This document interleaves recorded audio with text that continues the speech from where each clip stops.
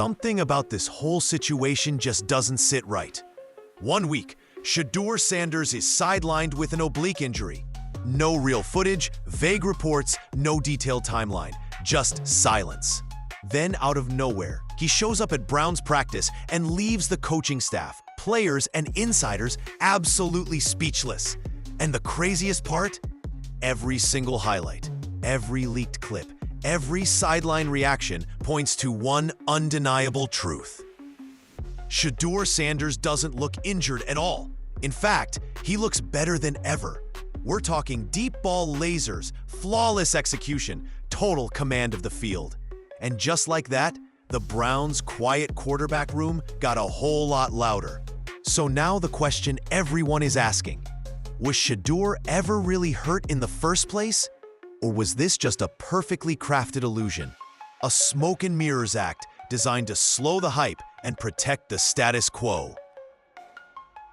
Because if you're watching what's happening behind the scenes in Cleveland right now, it doesn't look like a comeback. It looks like a takeover. And when a rookie quarterback walks into practice and shifts the entire energy of the facility, when veterans stop mid-drill to watch him throw, when your head coach stands there in stunned silence, you have to wonder if the so-called injury was really just part of a bigger plan. So what's really going on here? Was Shedeur being protected, hidden, or underestimated? Because everything the Browns were quietly trying to manage just exploded in full view of the media. And now the pressure is on, from the fan base, from the locker room, and from inside their own coaching staff. This isn't just about one player's return from injury. This might be the beginning of a franchise-shifting quarterback controversy. Let's break down exactly what happened, because what we're seeing from Shedeur Sanders right now could change the Browns' future forever. From the moment it was announced, something just felt off. The Browns claim Shedeur Sanders was dealing with an oblique injury, a soft tissue issue that supposedly kept him out of live reps and sidelined him during one of the most important stretches of training camp. And yet, there was barely any footage, no medical updates, no sideline interviews, just pure silence. Not even a hint of what kind of time frame fans could expect. And let's be honest, since when does a minor oblique tweak completely shut down one of the most talked about rookies in the NFL for over a week? What made it even stranger was the timing. The injury was announced right before a preseason game where many expected to see Shedeur prove himself in live action. The buzz was building, the pressure was mounting. Then, suddenly, he's gone. Instead of stepping onto a national stage, he vanished behind closed doors. No press conferences, no updates, just a vague injury label and a growing pile of questions. Fans were told not to worry. Coaches brushed it off. And yet, insiders behind the scenes were already whispering that something felt off, because Shedeur Sanders didn't seem like a guy struggling to get healthy. He seemed like a guy being kept behind the curtain. And just when people started to buy into the narrative that he wasn't ready, he came back. And not just walking around or warming up. No, because what we're seeing now doesn't look like recovery. It looks like release. No press release, no dramatic announcement. Just some quietly leaked practice clips, and suddenly, Shedeur Sanders was the only thing anyone in Cleveland could talk about. The so-called injured rookie stepped back onto the practice field, and instantly, everything changed. From the moment he took the first snap, the vibe shifted. Coaches weren't giving commands. They were watching. Teammates weren't just running drills, they were staring. And fans lucky enough to catch early clips on social media started asking the same thing. Wait, are we sure this dude was injured? Because Shedeur didn't look limited. He looked on fire. His footwork, sharp. His release, clean. His arm, absolute. We're talking bullet throws across the middle. 40-yard bombs that dropped in like rain. Back shoulder lasers into tight windows, and not a single sign that he had missed a day. Meanwhile, players, veteran players, were literally stopping in the middle of their reps just to watch. You don't see that happen at an NFL practice unless something real is going down. Receivers were smiling and nodding after each throw. The defense? You could tell they knew this wasn't some fluke. And then there was Kevin Stefanski, silent, serious, watching like a man who had just seen a problem he didn't plan for, or a solution he wasn't ready to admit. Because this wasn't just a rookie returning from injury. This was a player taking over the moment.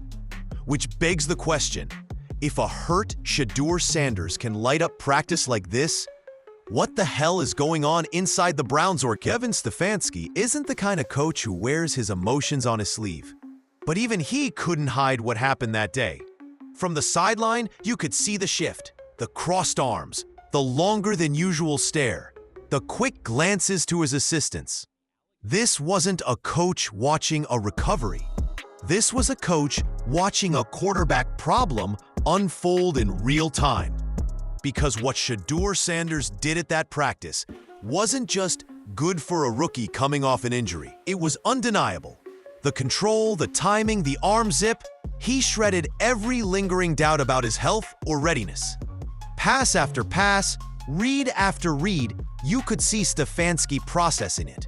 The media firestorm that would follow, the pressure rising from behind the scenes, and most importantly, the fact that he no longer had a safe answer to the QB question.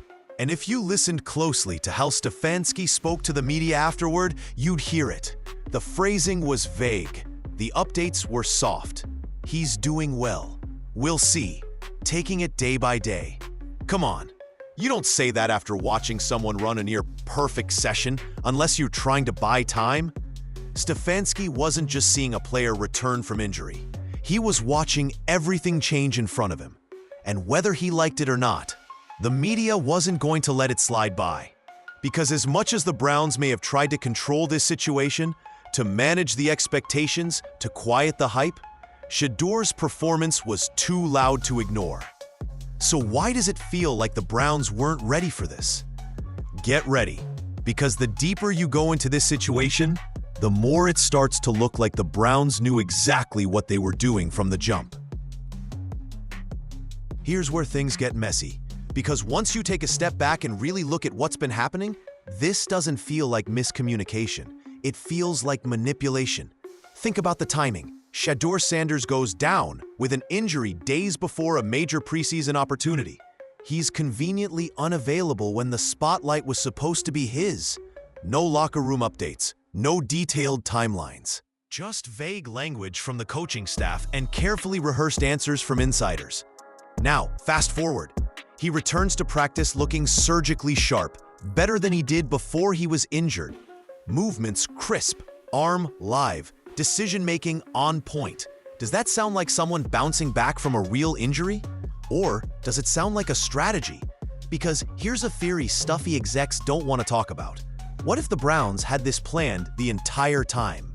What if they knew exactly what they had in Shedeur, but didn't want media pressure to crown him too fast? What if this injury was their way of creating just enough distance to control the narrative? Let him fade for a week, cool the headlines, keep expectations low. Then bring him back when fans aren't expecting it, and use practice as a sneak peek, not a promotion. Manufactured underdog story? Calculated rollout of the team's next franchise QB? It wouldn't be the first time. NFL organizations do this all the time. Create controlled hype cycles to ease rookies in while protecting veterans. But the problem is, this one got out of hand. Because Shedeur didn't just return, he dominated. And now the Browns may have lost control of the story they tried so hard to script. And the media, some of them, are finally starting to catch on. The second the footage hit social media, local media personalities scrambled for damage control. Some started downplaying Shedeur's performance, calling it just practice, or worse, a lucky day. Others tried pivoting the conversation back to Kenny Pickett or the value of veteran presence in the locker room. You know the playbook: dismiss the new guy, protect the status quo, pretend it's no big deal. But here's the truth: you don't downplay something unless it's threatening the system. And right now, Shedeur Sanders is that threat. Just listen to Cleveland insider Tony Rizzo. He didn't sugarcoat anything. He flat out called out the Browns for wasting time. He said what everybody else was thinking. You can't keep a talent like Shedeur Sanders on the bench while the team pretends it's still figuring things out. And deep down, you can hear the frustration building in a lot of voices across the Cleveland media landscape. Guys who've watched this franchise quarterback hop for years, settle for mediocrity, pin seasons on names that never stick, suddenly see hope in this kid. They saw the footwork, they saw the velocity, they saw the command. And now they're asking what the front office has been too afraid to say out loud. Why isn't Shedeur being given a real shot? Because when the media starts fighting the team's narrative, you know a major shift is coming. And this isn't blind hype, it's real panic. Not because Shedeur isn't ready, but because people are realizing he may have been ready all along. And while talk show hosts debate it on air, there's one group that isn't confused. Not one bit. The players who've shared the field with him, they've already made up their minds. Forget the reporters. Forget the coaches. If you want to know who's really winning a quarterback battle, ask the guys in the huddle. And right now, Shedeur Sanders already owns that huddle. Multiple sources say it wasn't just coaches who stopped and stared during his practice performance. It was players, veteran players, guys who've seen rookies come and go, guys like Myles Garrett, a franchise cornerstone. The kind of voice that carries serious weight in the locker room were buzzing about Shedeur after practice. Word is, Garrett doesn't hand out respect lightly, but he knows when someone's different, and Shedeur looked different. Receivers suddenly snapping routes tighter, tight ends fighting harder for contested balls, running backs showing more life at the line. Even defenders shout. That's not scripted or manufactured. That's quarterback presence, and it can't be faked. Because when a QB steps on the field and the entire tempo shifts, that's instinct. That's leadership. That's undeniable. And you know what else? That kind of respect doesn't come from tricking the locker room. You can't fake it for the cameras. You earn it in real time.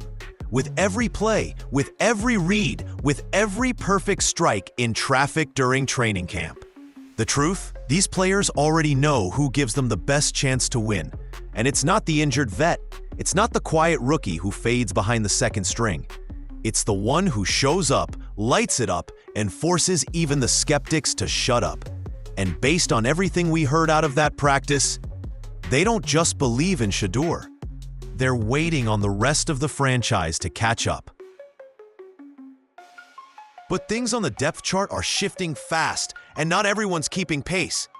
While Shedeur was lighting up the field and grabbing the spotlight, the rest of the Browns' quarterback room, well, they were just there. Let's start with Dillon Gabriel. Reports from practice say he was hanging off in the background, watching, waiting, fading into the scenery. No leadership presence, no control of the tempo, no reps that told the team, this is our guy. It's not that he looked bad, he just looked forgettable. And in the NFL, forgettable means you're already halfway out the door. Then there's Kenny Pickett, the former first-rounder, the guy many expected to bring consistency behind center. Still inactive, still nursing an injury, still progressing, which means once again, the safe veteran auction isn't even available. And being inactive means being replaced, quietly but permanently. And yes, Joe Flacco is still around, still the veteran voice in the room, still respected. But let's be honest, he's not the future. He wasn't brought in to carry this team for the next 5 years. He's a stopgap, a placeholder, until someone emerges from behind the curtain. And now, that someone has. Shedeur didn't just show up to compete. He walked into a quarterback room filled with experience and outshined every single one of them. Not in theory, not in potential, in execution, in energy, in results. The dominoes are already tumbling. The power balance in the QB room is shifting, and the Browns may not want to say it publicly yet, but behind closed doors, The depth chart is rewriting itself, and the only thing the front office needs to decide now is how long they're willing to pretend not to see it.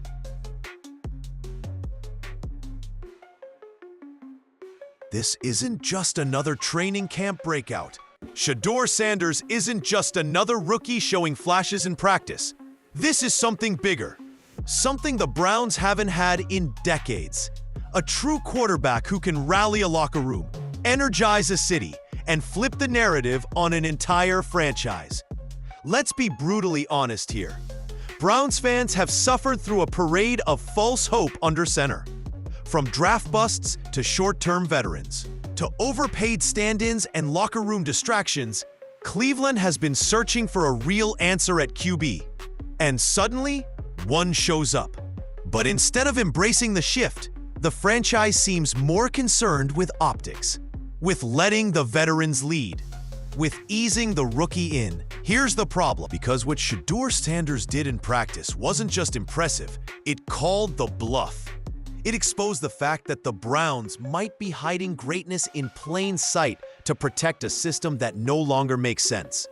This kid isn't just talented, he's NFL ready. He processes fast, he moves smart, he throws with authority. He's not a couple years away type of quarterback, he's the guy right now. And in a division stacked with elite talent and razor-thin margins, you don't just shelter your hottest weapon, you unleash it. Because every day the Browns hang back and wait for the right time, they're not preserving potential, they're wasting it.